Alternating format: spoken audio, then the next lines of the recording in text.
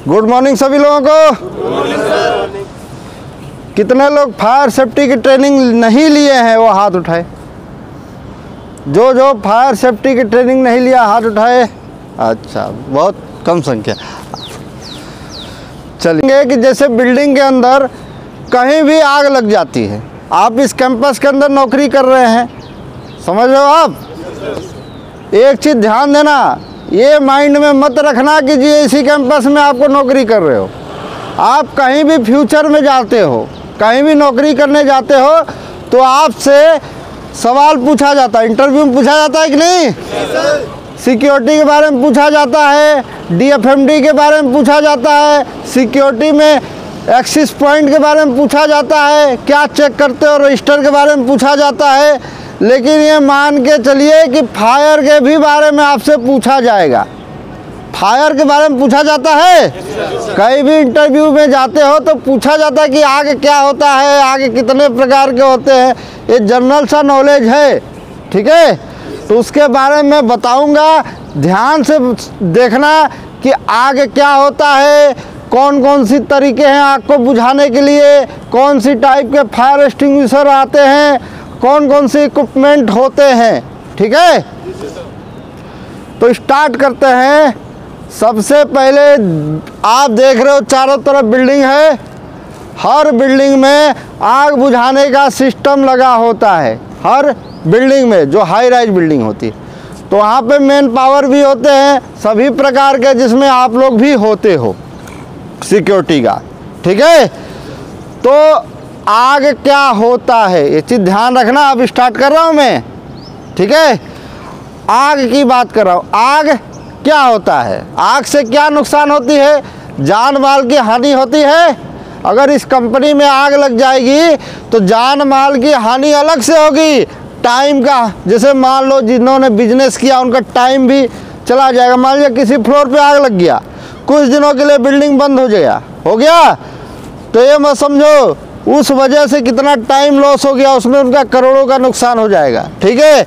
जान तो अलग मैटर है, जान तो तुरंत चली जाएगी भाई, उससे बड़ा लॉस तो कुछ है ही नहीं। तो बहुत इन्वायरमेंट को नुकसान है। जब आग लगती है तो उसमें से निकलता धुआं निकलता है, वो वातावरण को खराब करता है, दूषित करता है। तो किसको नुकसान है, इन्वायरमेंट को, वातावरण को नुकसान है आग लगने से। देखे हो ना, जंगलों में आग लग जाती है तो उस एरिया में धुआं हो जाता है, बारिश बंद हो जाती है, बहुत सारे बीमारी से लोग मर जाते हैं। तो आग लगने के कारण इन्वायरमेंट का नुकसान होता है। आग से समय का नुकसान होता है। किस चीज़ का, समय का नुकसान होता है। आग से प्रॉपर्टी का नुकसान होता है। किस चीज़ का, जिस प्रॉपर्टी में आग लग गई नुकसान हो गया, चाहे किसी का भी हो, आपका हो चाहे मालिक का हो, किसी का भी हो। समझ में आ गया। आग लगने के बाद लोगों की नौकरियां चली जाती हैं तो एक अलग तरफ के नुकसान है। और आग लगने से जान जा सकती है, आप घायल हो सकते हो, बहुत कुछ हो सकता है, ठीक है। तो ध्यान रहे, आग एक रासायनिक क्रिया है। क्या है, आग होता क्या है ये चीज़ ध्यान देना। आपसे कोई पूछ लिया आग क्या होता है तो आपका जवाब रहेगा आग एक रासायनिक क्रिया है, ठीक है। इसकी पहचान क्या है, आग गर्मी देती है और रोशनी निकलता है और धुआं निकलता है। क्या क्या निकलता है, गर्मी तो निकलता ही आग से रोशनी भी निकलता है, दिखाई देता है ना, धुआं भी निकलता है। तो आग एक रासायनिक क्रिया है जो 3 चीज़ें मिलकर बनती हैं। कितने चीज़ें, आग एक रासायनिक क्रिया है जो 3 चीज़ें मिलकर बनती है। पहला है जलने वाली वस्तु, ईंधन। क्या है, पहला है ईंधन। जिस वस्तु में आग लगेगी, कोई भी वस्तु जिसमें आग लग सकती है। इस पाइप में आग लग सकती है, प्लास्टिक हमारे शर्ट में आग लग सकती है, पैंट में आग लग सकती है, पेट्रोल डीजल गत्ता पुआल लकड़ी, बहुत सारे ऐसे मटेरियल है जिसमें आग लग सकती है। वो क्या है, ईंधन है। क्या है, तो पहला है ईंधन। दूसरा है उस आग के आसपास होना चाहिए हवा। दूसरा क्या है, ऑक्सीजन। क्या है, आग लगने के लिए ईंधन हो गया। दूसरा ऑक्सीजन, ठीक है, क्योंकि वो किसी चीज़ से ढका रहेगा तो आग नहीं लगेगा, ठीक है। ऐसा जगह जहाँ पे ऑक्सीजन है ही नहीं वहाँ पे आग लगाओगे तो वहाँ आग नहीं लगेगा। तो पहला चीज़ क्या है? ईंधन, दूसरा ऑक्सीजन, तीसरा है उचित तापमान। क्या? किसी वस्तु को आग लगने के लिए उचित तापमान देते हो, जब ज़्यादा तापमान होता है तभी आग लगती है, ठीक है। तो ये समझ में आ गया आग क्या होता है। आग एक रासायनिक क्रिया है जो 3 चीज़ों से मिलकर बनती है। पहला है ईंधन, दूसरा ऑक्सीजन, हवा, ध्यान रहे, और तीसरा है उचित तापमान। अब समझ में आ गया आग क्या होता है। तो आग मान लीजिए लग गई, अब आग को बुझाने के तरीका कितने हैं? 3। पूरे दुनिया में कहीं भी आग लग जाए, आग को बुझाने के कितने तरीका है? 3। ये चीज़ आपको ध्यान रहे, ठीक है। ओ उस्ताद, थोड़ा घूमते घूमते एक ही जगह नहीं, ठीक है। तो बुझाने का तरीका है आग को भूखा मारना। पहला तरीका क्या है? आग को भूखा मारना मतलब जिस ईंधन में आग लगी है, जिस वस्तु में आग लगी है, उसको खाने के लिए और वस्तु मत दो। मतलब जिस वस्तु में आग लगी है उसके आसपास से जलने वाली वस्तु को वहाँ से दूर कर दो। समझ में आ गया? क्योंकि जिस वस्तु में आग लगी है उससे दूसरे वस्तु में आग फैलता है और ऐसे लगातार आग फैलता रहता है। ये चीज़ समझ में आ गया। तो पहला चीज़ क्या है? आग को भूखा मारना। ये चीज़ समझ में आ गया कैसे भूखा मारोगे? जिस वस्तु में आग लगी है उससे आसपास से वस्तु को हटा देना, मतलब वो खुद का खुद जल के ख़त्म हो जाएगा, उसको और कोई वस्तु नहीं मिलेगी आग जलने के लिए, जी आग भूखा मर गया, ठीक है। दूसरा है आग का गला घोटना। आग का गला घोटना, तो आग को गला कैसे घोटोगे? ऐसे नहीं भाई, मतलब उसको किसी वस्तु से ढक देना। आग को ऑक्सीजन बंद कर देना, किसी वस्तु से ढक देना, ठीक है। समझ में आ गया? किसी रेत, मिट्टी, किसी पाउडर से ढक देना, किसी भिगो के चद्दर से ढक देना, मतलब दूसरा तरीका है आग का गला घोटना। तीसरा तरीका है आग को ठंडा करना। तीसरा तरीका क्या है?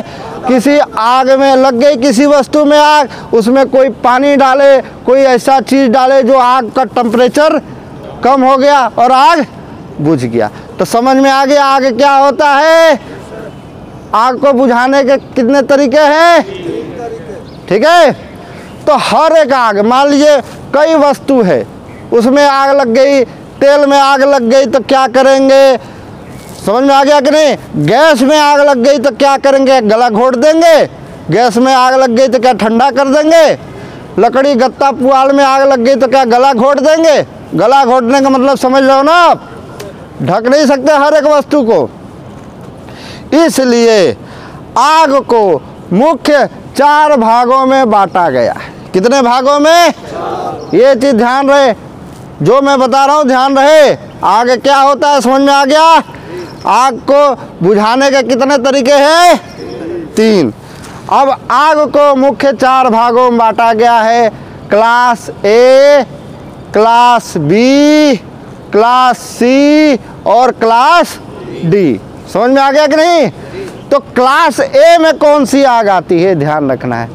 ऐसा वस्तु जो जलने के बाद राख छोड़ता है, ऐसी वस्तु जो जलने के बाद राख छोड़ता है, तो वो कौन सी क्लास में आएगा? क्लास ए में। कौन कौन सी वस्तु है जब जलने के बाद राख छोड़ता है?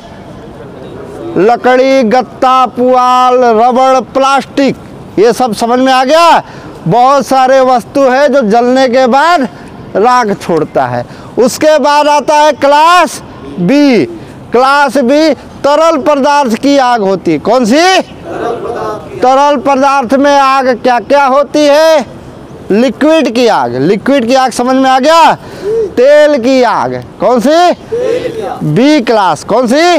बी क्लास में तरल पदार्थ की आग में ज्वलनशील तेल आ गया, एल्कोहल आ गया, स्प्रिट आ गया, पेंट आ गया। समझ में आ गया कि नहीं? जो अल्कोहल है शाम को लेते हो ना, वो भी क्लास बी में आता है। ठीक है, लो समझ में आ गया लोगों को। जल्दी आ गया। उसमें भी आग लगती है। सैनिटाइजर लेते हो ना, हाथ में सैनिटाइजर, बहुत सारे केमिकल होती है जिसमें आग लग जाती है। कौन सी क्लास में आता है? क्लास बी में। ठीक है, उसके बाद आता है क्लास सी, ज्वलनशील गैस की आग। कौन सी? ज्वलनशील गैस की आग। तो बहुत सारे गैस है जिसमें आग लग जाती है। एलपीजी, सीएनजी, एसिटिलीन, बहुत सारी गैस है। समझ में आ गया कि ना? Hydrogen gas. ठीक है, जो जलने उसमें आग लग जाती है। तो कौन सी क्लास में आता है? सी। उसके बाद आता है धातु की आग। कौन सी आग? धातु की आग, क्लास डी में। तो बहुत सारे ऐसी धातु होती है जो ऐसे नॉर्मली नहीं जलेगा, लेकिन हाई तापमान देने पे, बहुत ज़्यादा तापमान देने पे वो, जैसे मैग्नीशियम, पोटेशियम, मेटेलिक पाउडर बहुत सारे होते हैं, मतलब धातु कई प्रकार के होते हैं, एल्युमिनियम। ठीक है, उसमें आग लग जाती है तो बहुत तगड़ा होता है वो। यहाँ पे नॉर्मल यूज में इधर वो आग नहीं लगती। हमारे यहाँ कोई सोने का काम तो होता नहीं। समझ में आ गया कि नहीं? कोई वैसा पिघलाने का काम नहीं होता। वो प्लांट जहाँ पे वैसा काम होता है धातु पिघलाने के, या फिर बहुत ज़्यादा तापमान काम होता है, वहाँ पर आग लगने की चांस होती है। ठीक है, तो हम यहाँ पर तो कितने क्लास में आग हो गए? क्लास ए, क्लास ए समझ में आ गया, क्लास बी समझ में आ गया, क्लास सी समझ में आ गया, और क्लास डी।